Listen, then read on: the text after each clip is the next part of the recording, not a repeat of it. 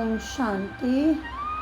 आज मीठे प्यारे बाप दादा के 6 जुलाई 2026 के महावाक्य हैं।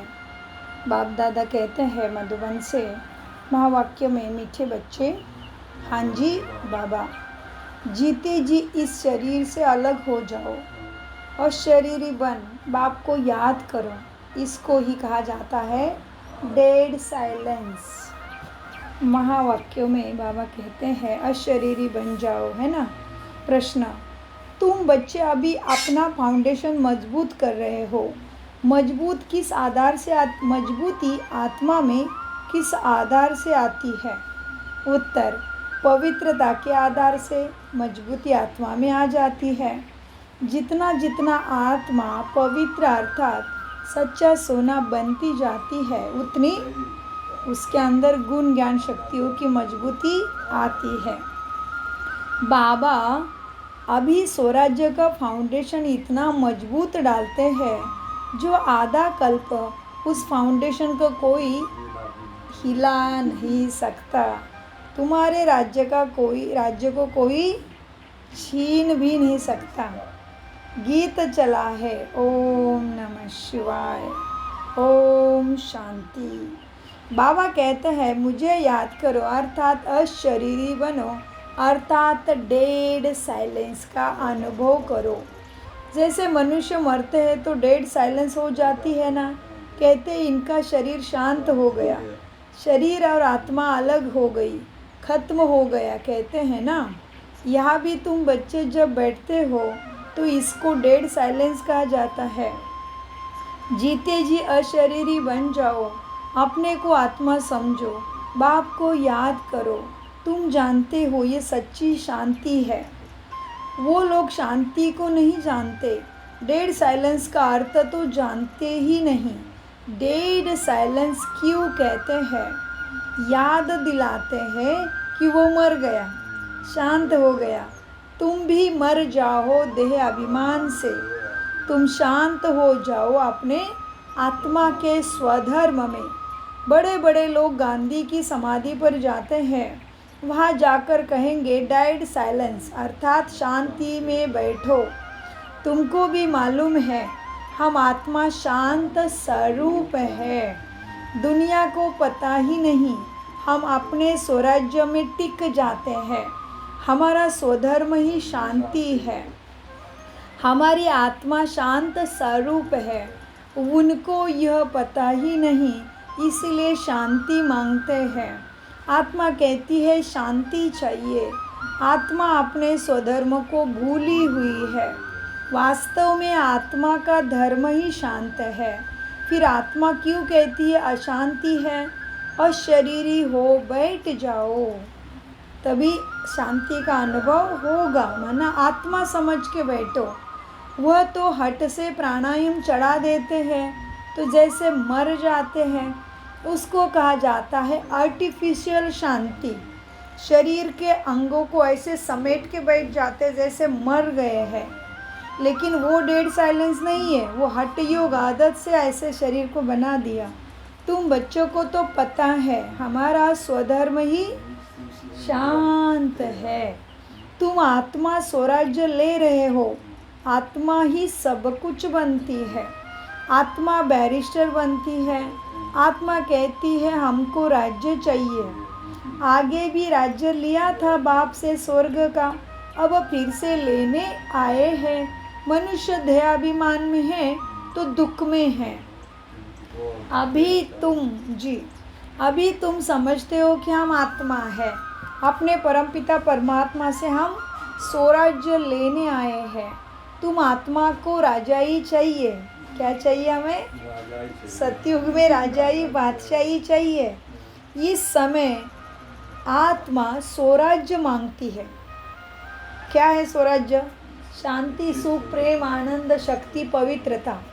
इस समय आत्मा स्वराज्य मांगती है बेहद के बाप से। तो कहती है पावन बनाओ, है ना।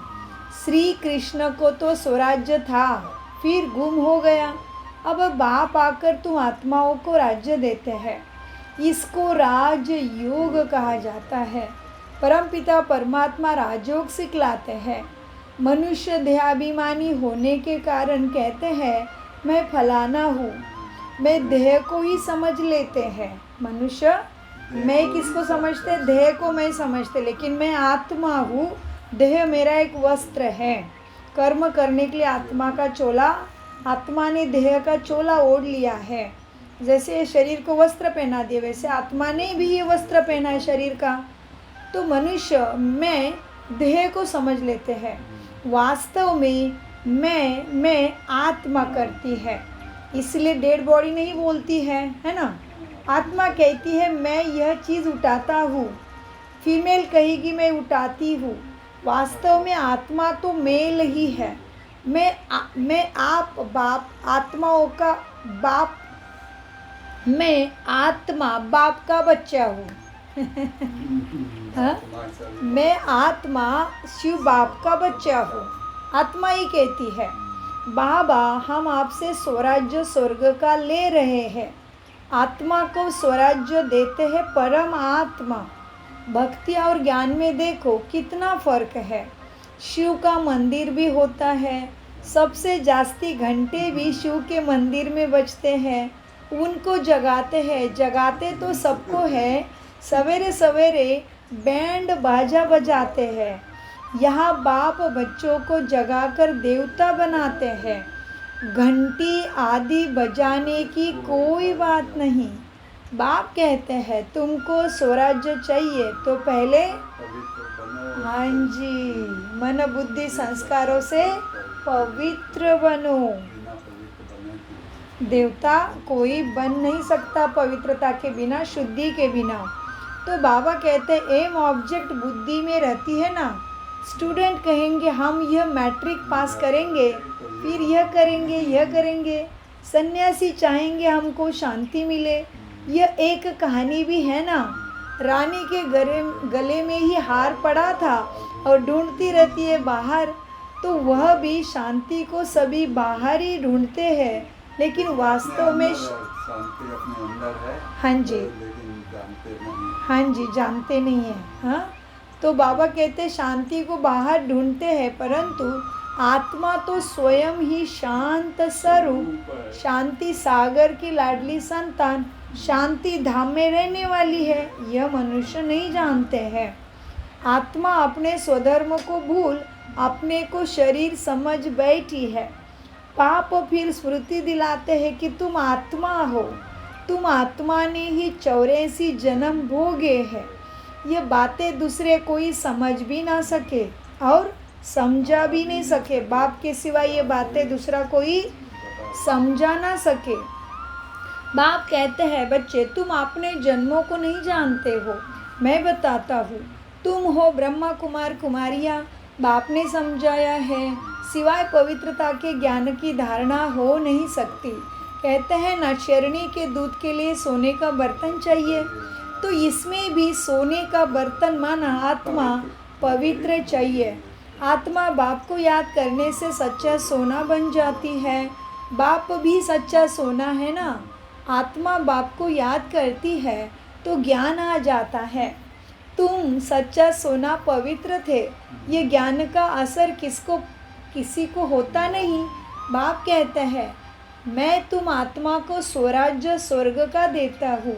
यह स्वराज्य मिलेगा तब जब पुरानी सृष्टि का अंत और नई सृष्टि की आदि होगी। मनुष्य को हद की राजाई है। मनुष्य के पास क्या है? हद की राजाई। बेहद की राजाई मनुष्य को कभी मिलती नहीं। विश्व का मालिक मनुष्य बन ना सके।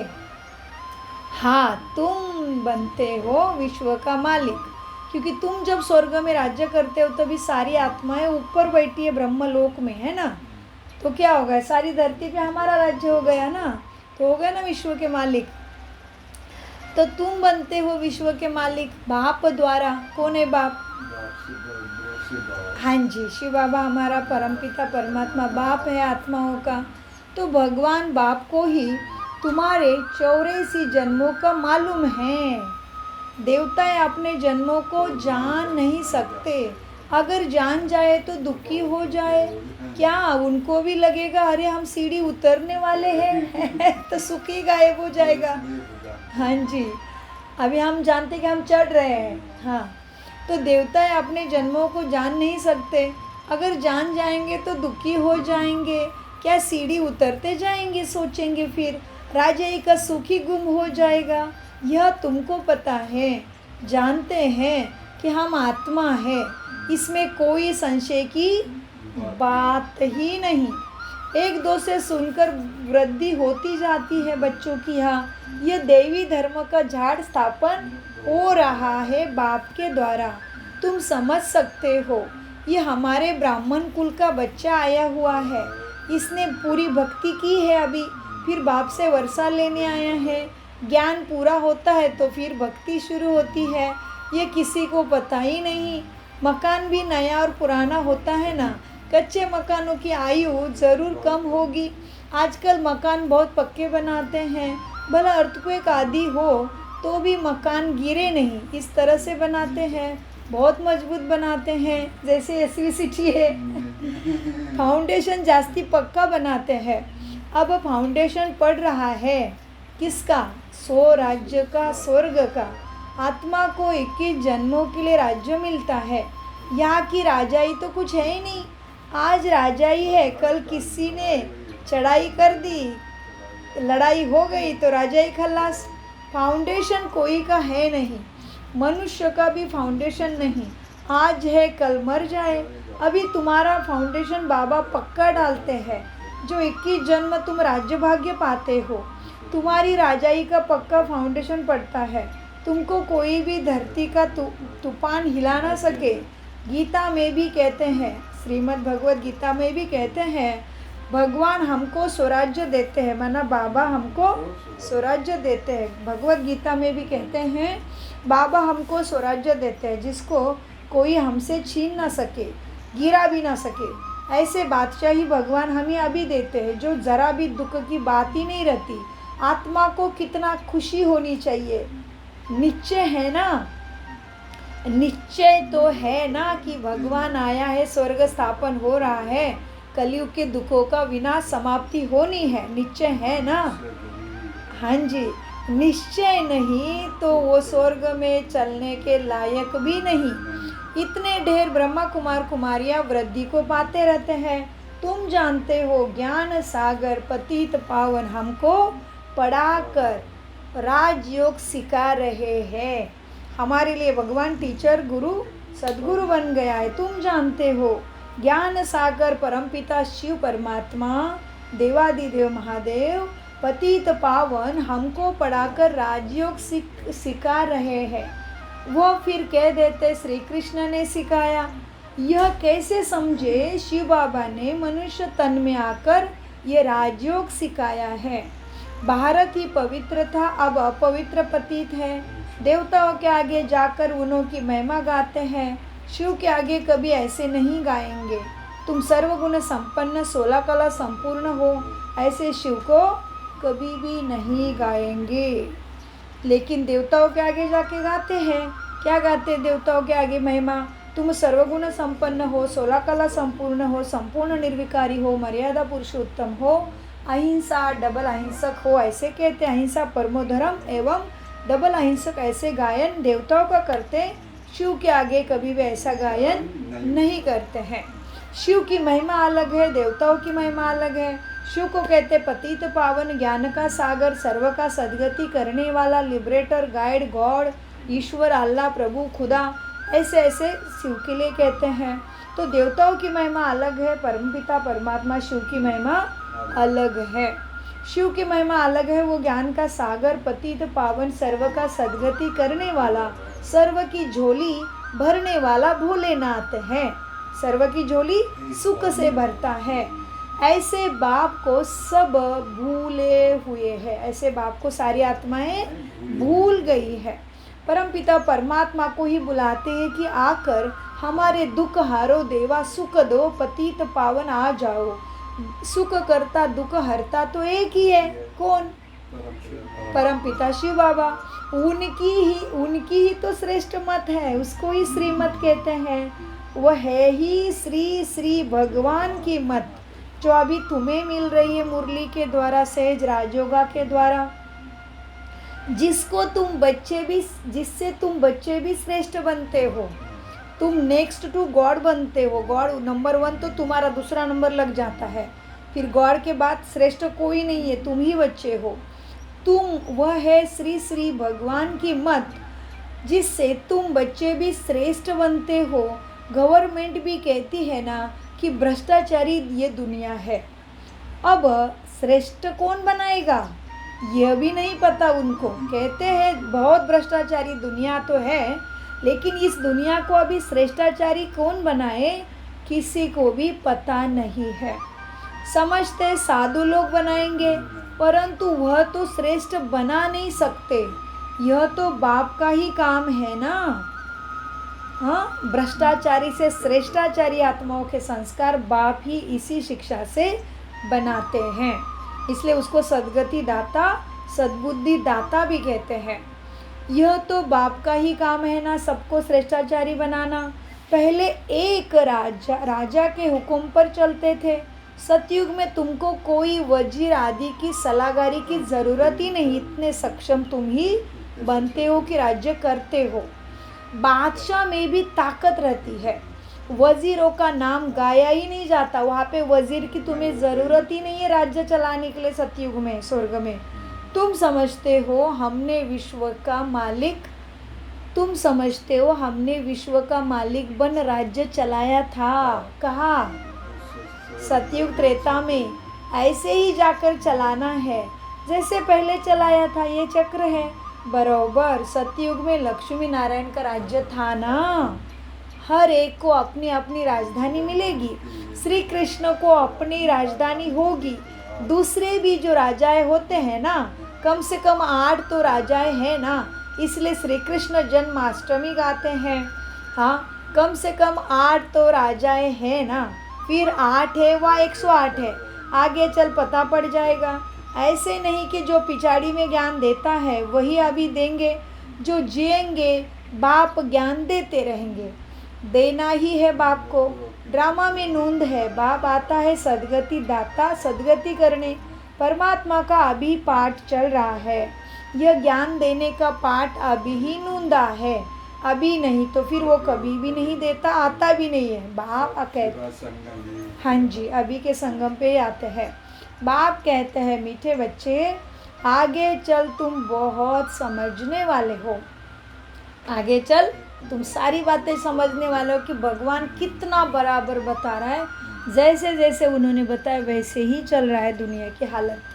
बाप कहते हैं आगे चल तुम बहुत समझने वाले हो। दिन प्रतिदिन समझते ही रहते हैं। यह भी पता चले हम वहाँ राजधानी कैसे करते हैं, स्वयंवर कैसा होता है स्वर्ग में। तुम ध्यान में जाते हो, वैकुंठ में जाकर देखते भी हो कैसे वहाँ सोने के महल है। अनेकों ने साक्षात्कार किया है ना ध्यान में। स्वर्ग का सोना ही सोना है। अपने को पारसपुरी में देखते हो ना, सोने की ईंटें के मकान बन रहे हैं। समझते थोड़े ईंटें साथ में ले जाए सोने की ईंटें थोड़े साथ में लेके जाए, फिर उतरते हो तो अपने को यहाँ देखते हो कलयुग में कुछ भी नहीं, तो वो साक्षात्कार था। मीरा भी ध्यान में अपने को रास करते श्री कृष्ण के साथ देखती थी ना। तुम सूक्ष्मतन में जाते हो, वहाँ हड्डी मांस नहीं होती, लाइट का प्रकाश का शरीर फरिश्ते का माना एंजल बन जाते हैं। ब्रह्मा का भी सूक्ष्म शरीर देखने में आता है ना, उसको ही दुनिया परी फरिश्ता एंजल कहते हैं। यही फरिश्ता बन जाता है। तो तुम सबके भी सूक्ष्म शरीर सूक्ष्म वतन में है। हाँ, तुम बगीचा आदि देखते हो ना साक्षात्कार में, कितने सुंदर बगीचा है सतयुग में। यह बाप साक्षात्कार तुम्हें कराते हैं बहलाने के लिए। तुम तभी पढ़ते रहोगे, नहीं तो दुनिया के दुखों से थक के छोड़ दोगे भगवान को। इसलिए बाप ही साक्षात्कार कराते हैं। तुम कहते हो बाबा हमको शुभ रस पिलाते हैं। अब सूक्ष्म वतन में तो पिला ना सके, फल फूल वैकुंठ में तो बड़े फर्स्ट क्लास रहते हैं। कहाँ है वैकुंठ? सतयुग के अनेक नाम है ना, वैकुंठ माना जहाँ विष्णु लक्ष्मी नारायण का राज्य है, वो वैकुंठ। जहाँ पे विष्णु है उनका अपना राजधानी है।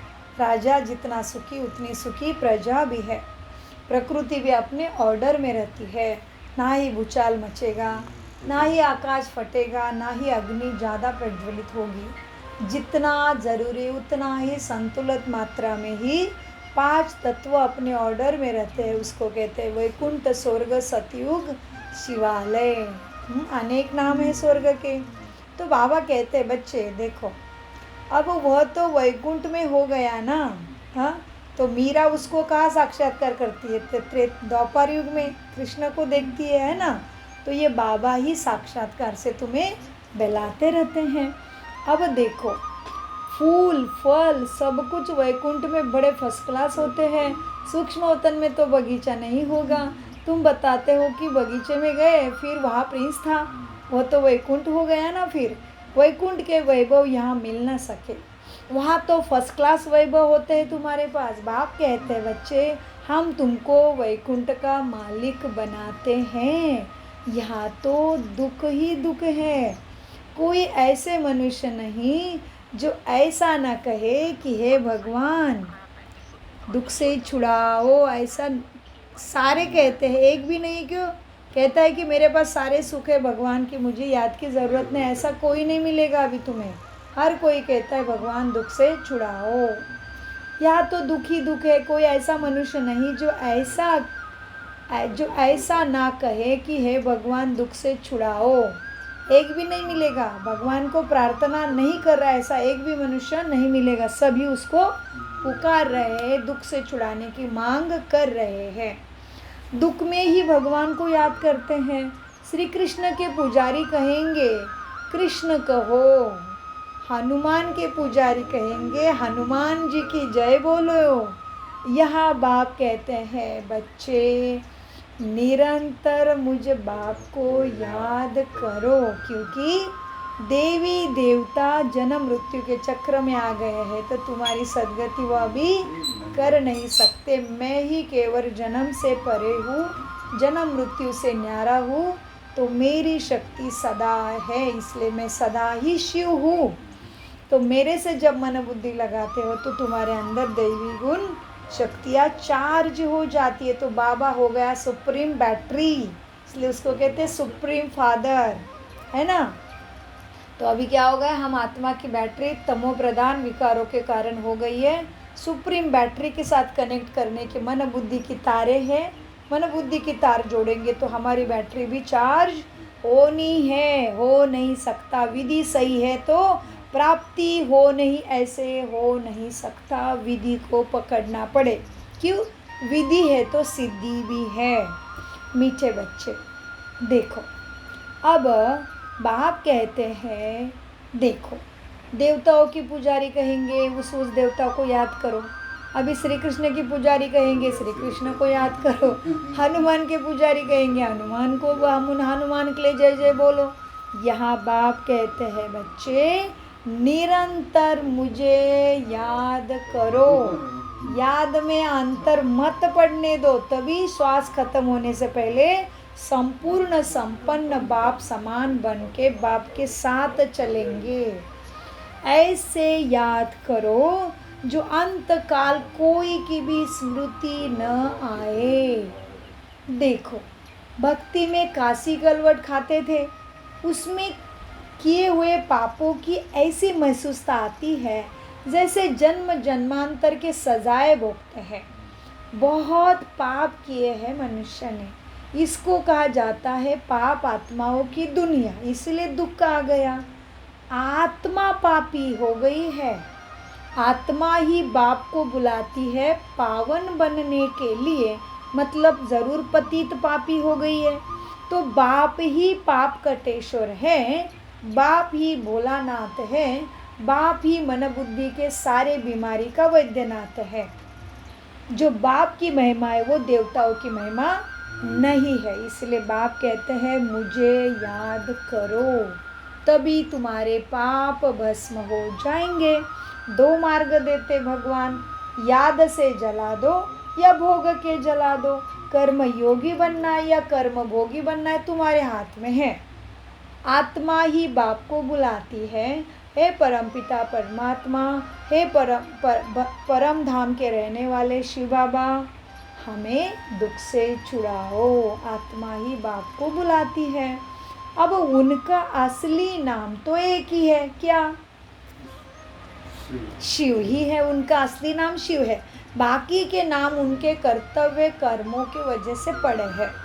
उनका जैसे महात्मा करमचंद गांधी जी जन्मते ही महात्मा नहीं थे, उन्होंने ऐसा श्रेष्ठ कार्य किया जो उनके आगे महात्मा की पदवी लग गई, है ना।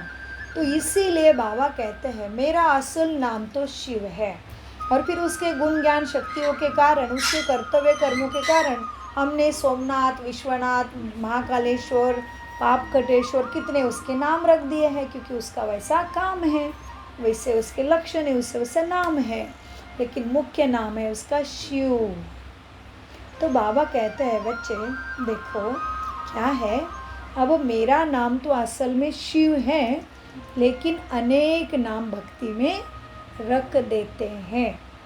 तो अब बाबा कहते हैं बच्चे क्या है, अब मुझे याद करो, तभी क्या होगा, पापों का बोझा भस्म हो जाएगा। हे परम धाम के रहने वाले शिव बाबा, ऐसे मुझे बुलाते हैं। उनका असली नाम एक ही है, वही है आत्माओं का बाप। कौन? शिव बाबा। कृष्ण है क्या? नहीं। कृष्ण सतयुग का, स्वर्ग का राजा, राजकुमार हो सकता है, सर्वश्रेष्ठ हो सकता है, नेक्स्ट टू गॉड हो सकता है। इसलिए गॉड इज वन, माना शिव परमात्मा गॉड इज वन। यानी लॉर्ड कृष्णा, कृष्णा क्या है? लॉर्ड है, नेक्स्ट टू गॉड है। भगवान के बाद उनका ही नंबर लगता है किसमें? श्रेष्ठत्व में। श्रेष्ठ कौन होगा भगवान के बाद? तो श्री कृष्ण की आत्मा, जो इनकी आत्मा ब्रह्मा की। लेकिन भगवान की जगह कोई ले नहीं सकता। मीठे बच्चे देखो, अब वो परमात्मा है, आत्माओं का बाप। रुद्र के साथ शालिग्राम शब्द शोभता नहीं है, शिव और शालिग्राम शोभता है। शिव का मिट्टी का लिंग बनाते हैं तो शालिग्राम भी उसके साथ बनाते, माना शालिग्राम तुम बच्चों का प्रतीक है। पतित पावन तो वही है ना, यहाँ यज्ञ भी वही रचते हैं। भारत सबसे ऊंच है, परंतु देवता धर्म को सभी भूल गए हैं। तुम्हारा आदि सनातन देवी देवता धर्म है, वह तो चला आना चाहिए। हिंदू कोई धर्म नहीं है, इसलिए हिंदू का कोई धर्म संस्थापक ही नहीं है। देवता धर्म वाले ही सतो रजो तमो में चक्र घूमते आते हैं तो खुद को हिंदू कहलाते हैं, और घरों में देवी देवताओं को कुल देवी इष्ट देवत करके पूछते रहते हैं। जब तमो में तुम आ जाते हो तो अपने को देवता कह नहीं सकते हो। वास्तव में हिंदू तो धर्म ही नहीं है, वो देवी देवता धर्म वाली आत्माएं पतित होने के कारण खुद को देवता नहीं कह सकते तो हिंदू कहलाते हैं। तो समझाया जाता है कि तुम देवी देवता बन सकते हो, आकर परमात्मा से सद्गति का ज्ञान समझो। बाप ही समझाता है, समझाया जाता है पतित मनुष्य को कि तुम भी देवी देवता बन सकते हो, आकर ये सहज राजयोगा परमात्मा द्वारा समझो, जो ब्रह्मा के मुख कमल से परमात्मा भगवान वाच हुआ है, भगवान वाणी में आ गए हैं। तो कह देते हमारे पास फुर्सत का है। भगवान समझा रहा है कि आओ तुम देवी देवता बन सकते हो, केवल कोई मरने के बाद स्वर्ग में चला गया बोल के स्वर्ग में जाता नहीं है। हाँ, हर एक आत्मा स्वर्ग का पद लेने के अधिकारी है, आओ आकर समझो। तो मनुष्य कह देते हमारे पास फुर्सत कहाँ है। बाप कहते हैं बच्चे, हम तुमको अपना बनाते हैं, शांति और स्वर्ग का वर्षा देने लिए अपना बनाते हैं, और तुम कहते हो फुर्सत नहीं। और इसके आगे फिर भगवान कृपा कैसे करेगा, क्या आशीर्वाद करेगा बता। तो बाप कहते हैं बच्चे, हम तुमको अपना बनाते हैं, शांति और सुख का, स्वर्ग का वर्षा देने लिए अपना बनाते हैं। अब कोई परिवार आपस में इकट्ठे रहते हैं, बहुत प्यार से चलते हैं, सबकी कमाई इकट्ठी होती है, कोई हंगामा नहीं रहता है, परंतु इनको स्वर्ग तो नहीं कहेंगे ना। भले घर में अच्छे से चल रहे हैं, सारी अच्छे संस्कार वाली आत्माएं आ गई है घर में, भले चल रहे हैं, लेकिन बाहर तो दुख ही है ना। और फिर मृत्यु का भी ठिकाना नहीं है, कोई भी कभी भी मर सकता है। तो वो अपने घर के सुख को स्वर्ग नहीं कह सकते, क्योंकि स्वर्ग में सभी को सुख है। जैसा राजा सुखी उतनी ही प्रजा सुखी, ऊपर से प्राणी मात्र, जानवर, प्रकृति भी उतनी सुखदायी है। ऊपर से मृत्यु का नामो निशान समय के पहले नहीं है, उसको स्वर्ग कहते हैं। अभी किसी के घर में सब बड़े प्यार से रहते हैं, इकट्ठी कमाई करके खाते हैं, तो कहते हैं इनके पास स्वर्ग लगा है। नहीं, इधर स्वर्ग नहीं है। स्वर्ग में सबको सुख चाहिए, स्वर्ग में समय से पहले मृत्यु होती नहीं है। तो यहाँ पे किसी के पास थोड़ा सुख है तो वो स्वर्ग नहीं है। सतयुग में एक भी घर में बीमार दुखी होते नहीं है, नाम ही है उस दुनिया का स्वर्ग। वहाँ सब सुखी रहते हैं।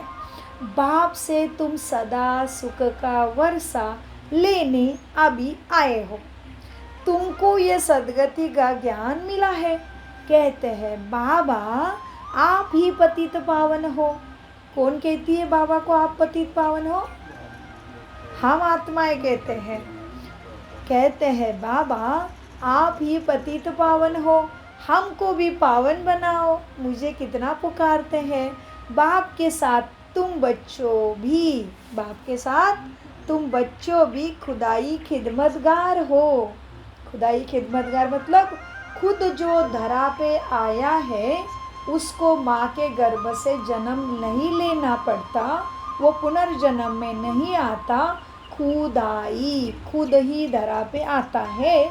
और खिदमतगार माना हमारी सतबुद्धि से सेवा करता है, हमें ज्ञान देता है, उसको कहते हैं खुदाई खिदमतगार। तो बाबा कहते हैं बाप के साथ तुम बच्चे भी खुदाई खिदमतगार हो, माना खुदा के मत पर चल के खुद को ऐसे श्रेष्ठ नेक्स्ट गॉड बनाते हो।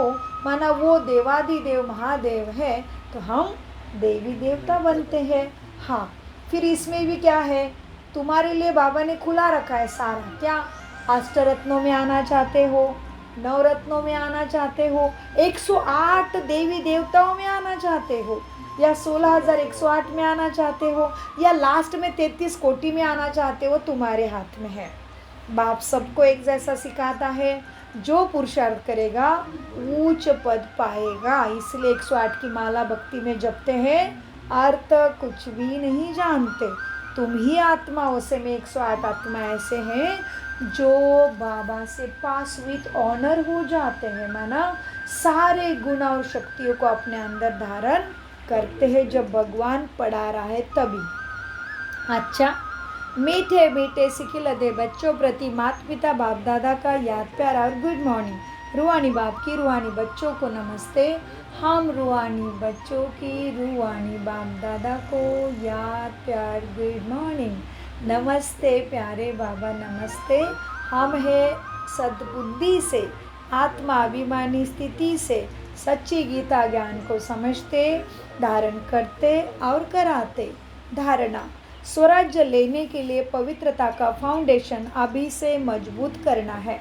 जैसे बाप पतित पावन है, ऐसे आपको भी बाप समान पावन बनना है। अपना शांति स्वधर्म में स्थित रहना है। जितना हो सके देह अभिमान को छोड़ देही अभिमानी रहना है। डेढ़ साइलेंस अर्थात अशरीरी माना लाइट के शरीर में, आत्मिक भाव में लाइट हूँ मैं, हड्डी मांस का पुतला ही नहीं हो, माना डेढ़ साइलेंस अर्थात अशरीरी रहने का अभ्यास करना है। माना दिन भर अपने को इसी रूप को लाइट में देखो। वरदान, अन्य आत्माओं की सेवा के साथ साथ स्वयं की भी सेवा करने वाले सफलता मूर्त भव। बाप दादा मुझे लाडले आज्ञाकारी बच्चे के सामने सद्गुरु के रूप में आ जाते हैं, मेरे सिर पे हाथ रखते हैं और मुझे वरदान देते हैं।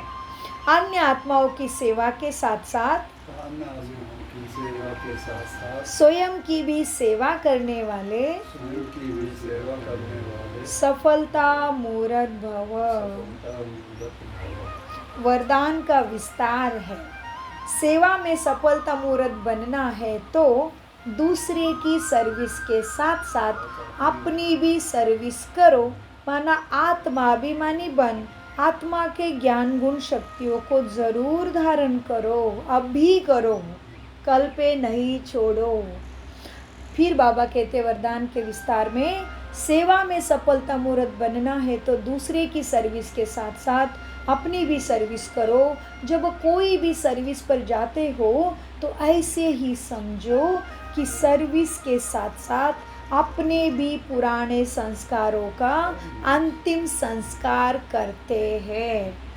जितना संस्कारों का अंतिम संस्कार करेंगे, पुराने संस्कारों का अंतिम संस्कार करेंगे, उतना ही सत्कार मिलेगा। सभी आत्माएं आपके आगे मन से नमस्कार करेगी, लेकिन बाहर से नमस्कार करने वाले नहीं बनना। बाहर से तुम्हें नमस्कार करने वाले नहीं बनाना दूसरे को, लेकिन मानसिक नमस्कार करने वाले ज़रूर बनाना। माना ऐसे आशा नहीं रखना, ऐसा अहंकार नहीं रखना कि मेरे सामने आके नमस्कार करे कोई, नहीं। मैं आत्मा हूँ, मैं शरीर ही नहीं हूँ। तो बाबा कहते ऐसा नहीं करना कि मुझे ये भी आके नमस्कार करे, तुम छोटे हो मेरा आशीर्वाद लो, ऐसे ऐसे नहीं। तुम देह के वाहन से छूट जाओ अभी। इसलिए बाबा कहते हैं बाहर से नमस्कार करने वाले नहीं बनाना, लेकिन अपने लिए मानसिक नमस्कार करने वाले ज़रूर बनाना। माना मनसा द्वारा, शुभ कामना द्वारा, शुभ भावना द्वारा ज़रूर सभी आत्मा के सेवा में ही रहना। किसी को छोटा बड़ा, ये मोटा, ये बड़ा, मैं बड़ा हूँ, मैं रिटायर हूँ, मैं ये हूँ, नो। मैं तो आत्मा, बाबा का दुलारा राजा बच्चा हूँ, इतना ही स्मृति में रहे। स्लोगन, बेहद की सेवा का लक्ष्य रखो। क्या रखो? बेहद की सेवा का लक्ष्य रखो तो हद के सारे बंधन टूट जाएंगे। जी बाबा, यह अव्यक्त इशारे ज्वाला स्वरूप स्थिति में स्थित रह। कैसे? बरस रही है बाबा की प्रकाश, बस यही दृश्य में खो जाओ। मन इधर उधर जाता है तो फिर मन से बात करो, हे मनवा, हे बुद्धि मंत्री, मन मंत्री, अभी शांति में स्वधर्म में स्थित होके मुझ आत्मा का पूरा साथ देना। बार बार मन से बात करो। अव्यक्त इशारों में बाबा कहते हैं ज्वाला स्वरूप स्थिति में रह शक्तिशाली याद का अनुभव करो। जब तक आपकी याद ज्वाला रूप नहीं बनी है, तब तक यह विनाश, दुखों के विनाश की ज्वाला भी संपूर्ण ज्वाला रूप नहीं लेती है। यह भड़कती है, फिर शीतल हो जाती है, क्योंकि ज्वाला मूर्त और प्रेरक तुम आधार मूर्त आत्माएं अभी स्वयं ही सदा ज्वाला रूप नहीं बनी है। अब ज्वाला रूप बनने का दृढ़ संकल्प ले लो और संगठित रूप में भी मन बुद्धि की एकाग्रता द्वारा पावरफुल योग के वाइब्रेशन चारों ओर फैलाते रहो। ओम शांति, ओम शांति, ओम शांति। मीठे प्यारे बाप दादा का अनगिनत पदम गुना शुक्रिया, शुक्रिया, शुक्रिया। कम बोलो, मीठा बोलो, धीरे बोलो, सोच समझ कर बोलो।